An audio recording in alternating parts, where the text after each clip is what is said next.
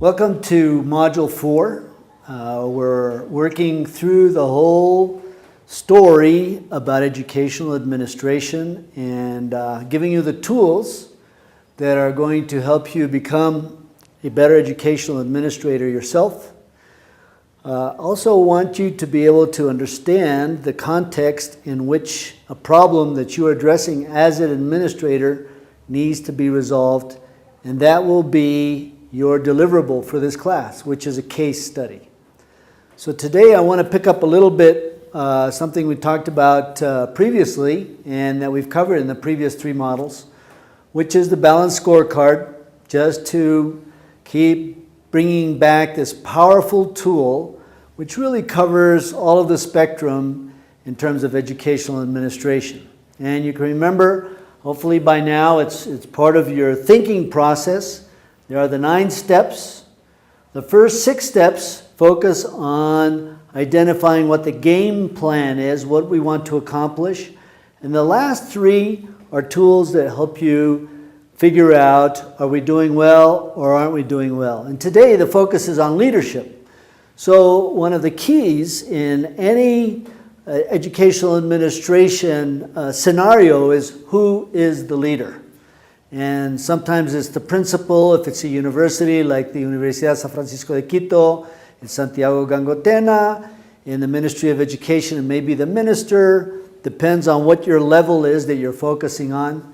Those leaders are keys to making sure that balanced scorecard is working well. So you can remember here we've got our 9 steps, and there is what is an upward progression in terms of complexity.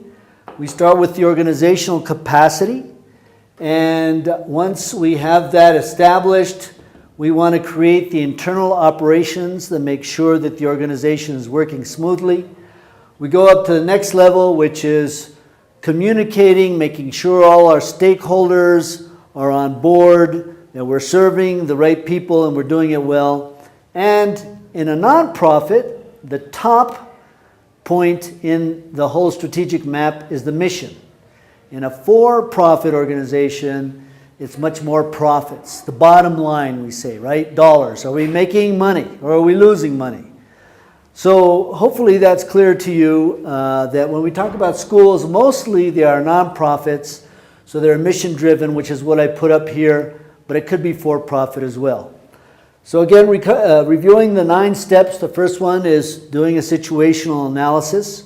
What do we have to work with? What's the context? What are some of the external factors that bring to bear on that? We may want to do a SWOT analysis. Remember, strengths, weaknesses, which are internal to the organization, and opportunities and threats, which are part of the environment. Then step number 2 in the process is creating a strategic plan, which will include our mission, our vision, our objectives, and the values. Mission, what we do. Vision, where we want to go. We talk about objectives, which is what we're going to use to measure whether we're doing it or not. And then finally, values. Values are the things that align the people within the organization, getting them going in the same direction. So think of a value for me, just for a second. Go through your head and think about a value that would be appropriate for a school. Could be, for example, transparency. Another one would be respect. Could be honesty. Those are the values that you see most corporations have on the wall that make sure we want to be a green business, right? That's a value. We want to be ecologically sound. So we do our analysis, we come up with our strategic plan, which includes our strategic objectives, and then we create our strategic map, which is figuring out what the relationship of the objectives are between them, cause and effect, outcome, and the whole process that's involved in the implementation of the objectives. Our performance measures, as you may recall, are also, another word for them, is key performance indicators. And the key performance indicator is what allows you to measure how well the organization is doing. Now let's think a little bit about the importance of the KPIs. We call them briefly KPI, key performance indicators. The key KPI is always a ratio. Always a ratio. So you have a numerator and a denominator. For example, let's say we're running a private high school in Quito. One strategic KPI could be the number of students that we have studying this year compared to last year. Okay, so that's either an increase or a decrease. That would be a KPI. Another one typically is time. So how many changes in the curriculum do we want to implement this year? Is that clear? So the KPI is always a ratio, and I'll put that down here in parentheses. And now we're going to get to leadership, because that's where the leader can figure out who on their team is doing their job well and who isn't.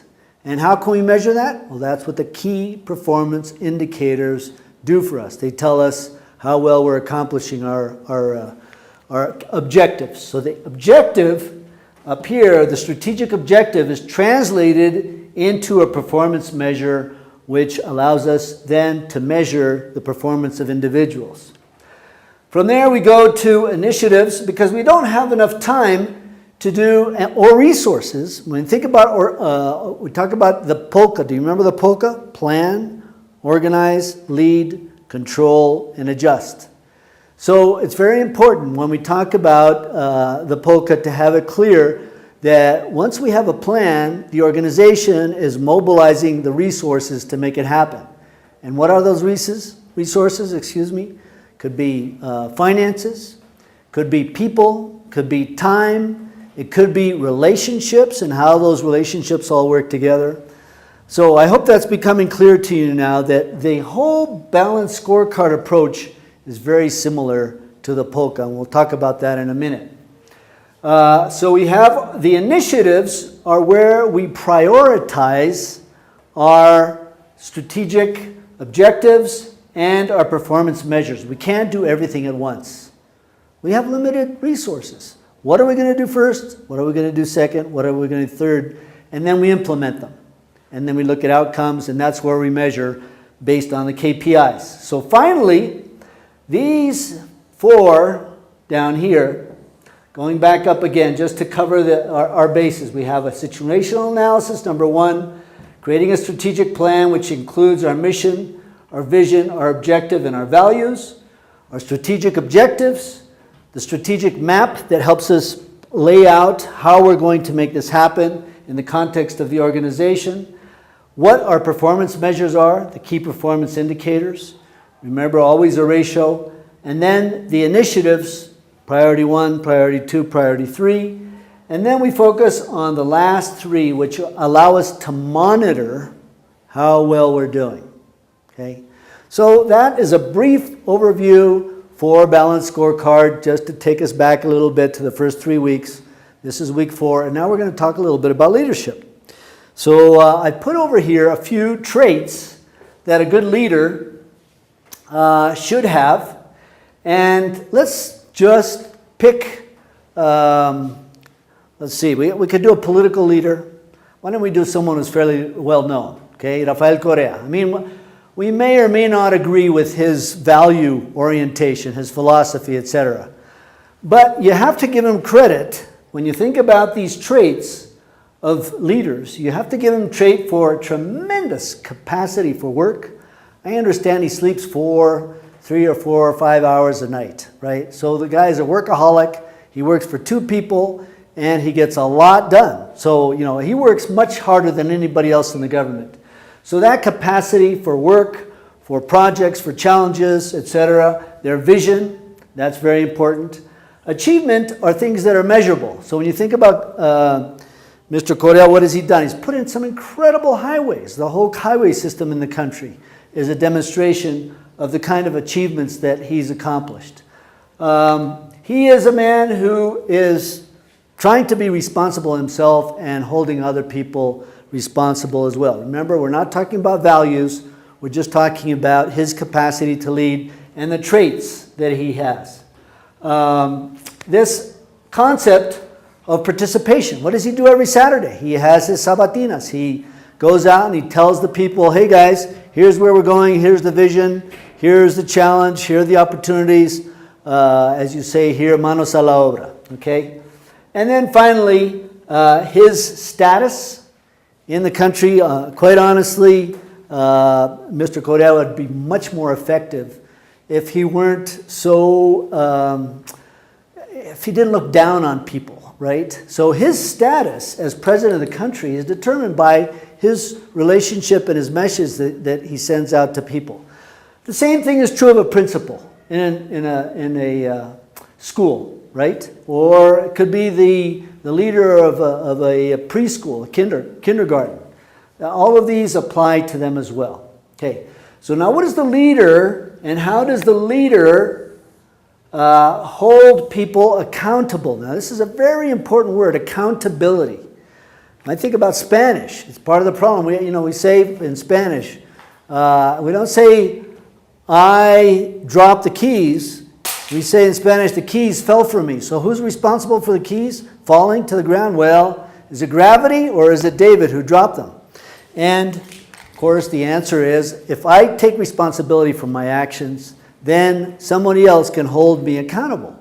And that's what the whole balanced scorecard and leadership is all about and how they tie together. The leader is monitoring the performance, holding people accountable, but he's also motivating them. And that's an important part of leadership. When you talk about motivation, what can I do to get people excited about realizing the goals that we as an organization, the objectives that we have set, so that we can be excited about what we're doing? And you can sense that when you walk on a campus, for example. We talk about the culture. We've read about the culture. Schmoker talks about some of those factors that contribute to culture. So does Marzano.